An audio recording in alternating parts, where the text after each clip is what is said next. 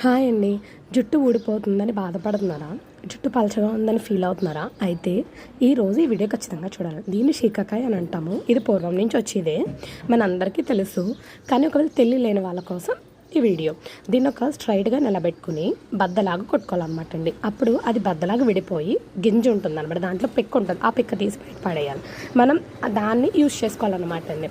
అందులో అలాగే ఒక 5-6 కుంకుడుకాయలు కూడా బాగా చితకొట్టుకుని దాంట్లో వేసుకుని ముందు రోజు రాత్రి నీళ్ళలో నానబెట్టుకోవాలన్నమాట అండి.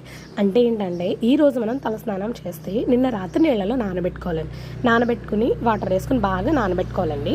నానబెట్టుకున్నాక ఎర్లీ మార్నింగ్ చూస్తాం, అంటే ఎర్లీ మార్నింగ్ 7 ఆ టైంకి తీసి చూస్తే చూడండి, నేను వీడియోలో చూపిస్తాను. ఇంకోండి ఇలా ఉంటుంది అనమాట అండి. దీన్ని స్టవ్ మీద పెట్టుకుని బౌలింగ్ వచ్చేదాకా ఉడకబెట్టుకుని అది చల్లారిపోయాక చేత్తో బాగా పిసుక్కుని వడకట్టుకుని తలార స్నానం చేస్తే చాలా బాగుంటుందండి. పిల్లల నుంచి పెద్దవాళ్ళ దాకా ఎవరైనా యూజ్